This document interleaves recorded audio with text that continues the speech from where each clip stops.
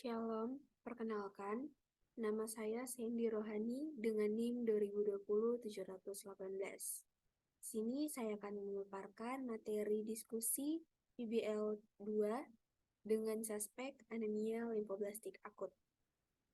Pada kasus, yaitu anak perempuan usia 2 tahun, datang dengan keluhan utama bintik-bintik merah pada lengan, perut, dan kaki selama 2 minggu.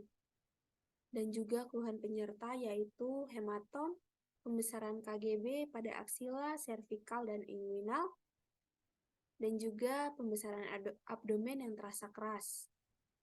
Pasien juga mengalami demam, nafsu makan menurun, dan nyeri saat berjalan. Dengan demikian, kelompok kami menentukan hipotesis sementara pada kasus ini yaitu suspek anemia limfoblastik akut. Anemia limfoblastik akut merupakan salah satu jenis leukemia yang terjadi ketika limfoblas atau sel darah putih yang belum matang memperbanyak diri dengan cepat dan agresif. Leukemia limfoblastik akut ini lebih sering terjadi pada anak-anak daripada orang dewasa. Etiologinya sendiri yaitu yang pertama dapat terjadi karena adanya paparan radiasi, paparan benzene, paparan kemoterapi, riwayat keganasan hematologi, adanya infeksi virus, dan sindrom genetik seperti sindrom Down, anemia Fanconi, dan sindrom Bloom.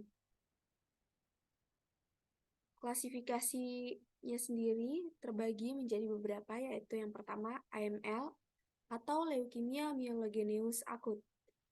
Ini merupakan jenis leukemia agresif yang paling umum pada orang dewasa. Leukemia ini juga dapat mengaruhi anak-anak. Jenis leukemia ini dimulai pada sel myeloid dari sumsum tulang dan dapat menyebar dengan cepat ke dalam darah. Dari darah, AML ini dapat menyebar ke sistem saraf pusat, hati, kelenjar getah bening, limpa, dan testis pada pasien laki-laki. Yang selanjutnya itu CLL atau leukemia limfositik kronis. Ini merupakan jenis leukemia yang tumbuh lambat yang paling umum. Ini biasanya memengaruhi orang dewasa yang lebih tua.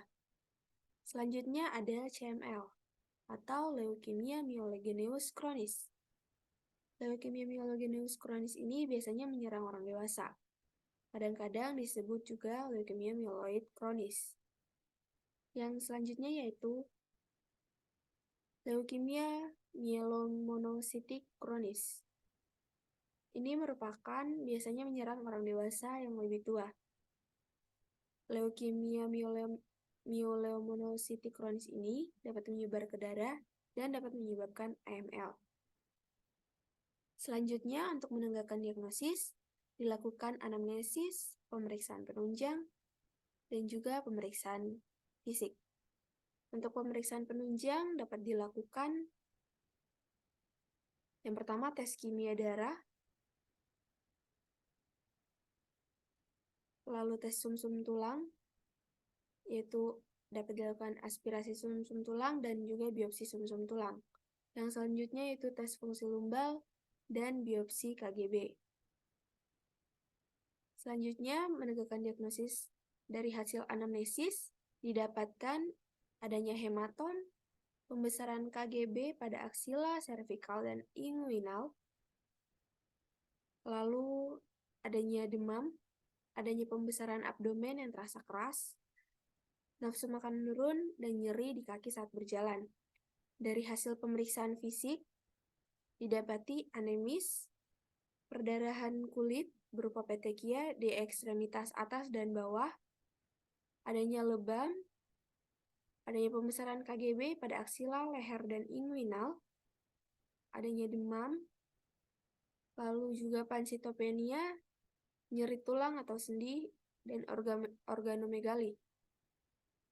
Selanjutnya, dari hasil pemeriksaan penunjang, didapati leukositosis, penurunan eosinofil, penurunan neutrofil batang dan segmen, penurunan monosit, adanya trombositopenia, dan peningkatan sel blast. Dari hasil anamnesis, pemeriksaan fisik, dan pemeriksaan penunjang, kelompok kami menetapkan diagnosis pada kasus PBL2 ini yaitu anemia limfoblastik akut. Selanjutnya,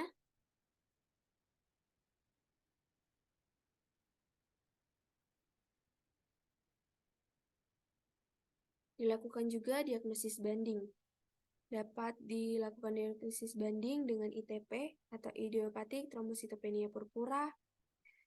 Lalu yang kedua leukemia mielitik akut, B-cell lymphoma, non-Hodgkin lymphoma, mantle cell lymphoma, dan juga infection with lymphadenopathy.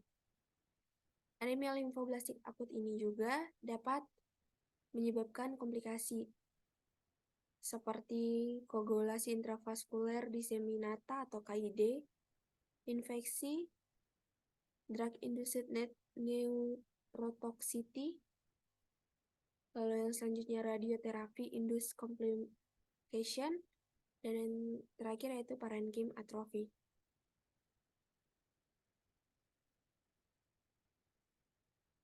Selanjutnya, tata laksana. Untuk pasien dengan anemia limfoblastik akut dapat dilakukan beberapa tata laksana. Yang pertama yaitu kemoterapi.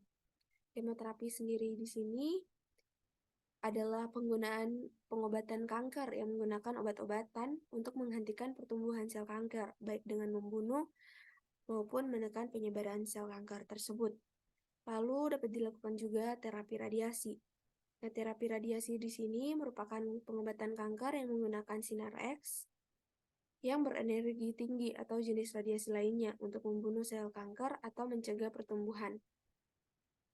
Lalu yang selanjutnya yaitu kemoterapi dengan transplantasi sel induk. Ada juga TKI atau terapi inhibitor tirosin kinase.